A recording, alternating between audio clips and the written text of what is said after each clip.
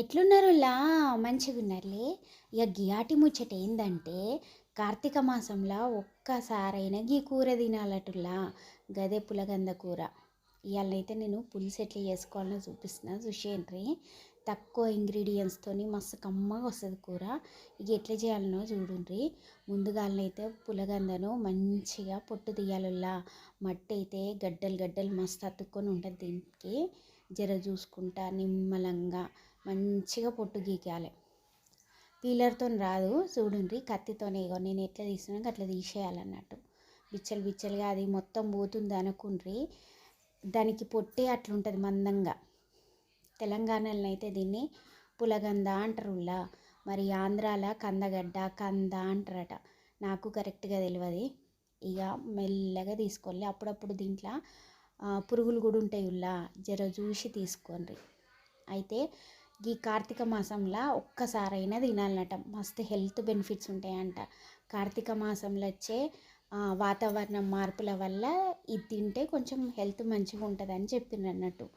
అయితే దీన్ని పంతులకి దానాల ఇచ్చేటప్పుడు కూడా దీన్ని కల్పిస్తారన్నట్టు. ఇక మంచిది, ఏదైనా దోషాలు ఉంటే పోతాయట. నాకు క్లియర్గా తెలియదులా. ఇక చూస్తున్నారా ఎంత మట్టి ఉన్నది దీనికి. నేను పావు కిలో తీసుకొచ్చిన. మొత్తం తీసేసరికి చూడండి ఎంత వచ్చిందో నాకు. మెల్లగా తీసుకోవాలి. ఇక చూడండి పొట్టంతా గీకేసిన కదా. గీకేసినాక దీన్ని మంచిగా మనకు కావాల్సినంత సైజులో ముక్కలు కట్ చేసుకోవాలి. అంటే పులుసుకి ఒకలాగా, ఫ్రైకి ఒకలాగా, లేదంటే చిప్స్ కూడా చేస్తానులా. చిప్స్కి వేరేలాగా కట్ చేసుకోవాలి. ఇప్పుడు పులుసు కాబట్టి కొంచెం మందంగా ఆలుగడ్డ ముక్కల్లాగా కట్ చేసుకోవాలి. ఇవి పులుసులు ఉడికితే మస్తు అంటే మస్తు వస్తాయి అన్నట్టు. కమ్మగా ఉంటుంది కూర, మంచిగా ఉంటుంది. ఇలా నిజంగా ఒక్కసారి ట్రై చేయండి. నేను చెప్పినట్టు చేయండి, మస్తు వస్తుంది కూర. ఇక చూడండి కొంచెం మందంగా కట్ చేసుకుంటే పులుసులు ఉడికితే ముక్కలు టేస్ట్ మస్తు వస్తాయి అన్నట్టు. ఇక చూస్తున్నారా, ఫ్రైకి అనుకోండి కొంచెం పల్సగా చేస్తే కొంచెం నూనెలోనే మగ్గిపోయి అదొక టేస్ట్ వస్తుంది అన్నట్టు. ఇక మందంగా కట్ చేస్తున్నా చూడండి. ఇక ఇట్లా కట్ చేసుకోవాలన్నట్టు.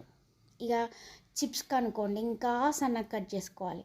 సన్నగా కట్ చేసుకొని కొంచెం ఉప్పు నీళ్ళల్లో నానబెట్టి అవి చిప్స్ వేసుకుంటే బాగుంటుంది. సైడ్ డిష్ లాగా తినచ్చు అన్నట్టు చిప్స్ కూడా. ఇది కార్తీక మాసం అనే కాదులా, మధ్యలో కూడా దొరుకుతుంది. అప్పుడప్పుడు నేను వండుతా. మస్తు అంటే మస్తు అనిపిస్తుంది. పుల్ల పుల్లగా కారం కారంగా భలే ఉంటుంది అన్నట్టు. ఇది చూస్తున్నారా, ఇంత మందంగా అయితే చాలన్నట్టు. ఇక అన్ని షేపు రావాలంటే రాదు, కానీ మనకి నచ్చినట్టు మందంగా ముక్కలు కట్ చేసి పక్కకు పెట్టుకోవాలి. ఇక ఇది పులుసు కూర కాబట్టి నేను కొంచెం చింతపండు కూడా నానబెట్టి పెట్టుకున్నా ముందుగానే. మా ఇంట్లో పులుపు ఎక్కువ తినరులా, అందుకని కొంచెం చూసి వేసుకున్నా. మీరు తినదగ్గట్టుగా చింతపండు నానబెట్టుకోండి. ఇక ముక్కలన్నీ కట్ చేసుకొని నీళ్ళు పోసి ఒక 3-4 సార్లు కడుక్కోవాలి. ఇక తేటగా రావాలన్నట్టు నీళ్ళు. గట్లా వచ్చినాక మళ్ళీ కొన్ని నీళ్ళు పోసి గిన్నెనే ఉప్పు వేసి కొంచెం నాననియాలన్నట్టు. మరీ ఎక్కువసేపు అవసరం లేదు. అట్లా నానబెట్టేసి పక్కకు పెట్టిండ్రు. ఇక స్టవ్ వెలిగించి ఒక కడాయి పెట్టుకొని నేనైతే 2 పావులు నూనె పోసుకున్నా. మంచిగా నూనె వేగినాక డైరెక్ట్ ముక్కలు వేసేయండి. మంచిగా నీళ్ళన్నీ గట్టిగా పిండుకొని ముక్కలు వేసేయాలి. ముక్కలు వేసి మంచిగా మాడకుండా స్టవ్ అడ్జస్ట్ చేసుకుంటే ఎంచుకోవాలి. ఇంకో విషయం ఏంటంటే కార్తీక మాసం కదా, ఉల్లిగడ్డ ఎల్లిగడ్డలు యూజ్ చేయరు అన్నట్టు. సో అవి 2 లేకుండా ఇవాళ అయితే కూర చూపిస్తున్నా. మస్తు కమ్మగా ఉంటుంది. అవి 2 లేకున్నా కూడా మస్తు అంటే మస్తు టేస్టీగా వస్తుంది అన్నట్టు. ఇక చూడండి ముక్కలు అయితే మస్తు కలర్ మారుతానే చూస్తుంటేనే. చూస్తున్నారు కదా, ఉడుకుతుంటే కూడా ఉల్లా ఎందుకో ఈ పులగంద ఒకలాంటి మంచి టేస్ట్, కమ్మటి టేస్ట్ వాసన వస్తుంటుంది అన్నట్టు. ఎక్కడ కూడా మాడనీయకుండా కలుపుతూ ఉండాలి మధ్యలో మధ్యలో. ఇక కొంచెం వేగినాక పసుపు వేసుకోవాలి. గిల్లెనే కొంచెం ఉప్పు వేసుకోవాలి. వేసుకొని అడుగంటకుండా అంటే మాడకుండా, ముక్కలు ఒట్టిగానే అడుగంటుతాయి, అట్లా మాడకుండా కలుపుకోవాలి. ఇక కొంచెం ముక్కలు చేంజ్ అయినాక చింతపండు పులుసు పిసికి పోసుకునుడే. పోసుకొని కలుపుకోవాలి. ఇక మంచిగా ముక్కలకి పులుసు బట్టి కూర మాత్రం మస్తు అంటే మస్తు అనిపిస్తుంది. చూస్తుంటేనే మస్తు టెంప్టింగ్ ఉంటుంది అన్నట్టు.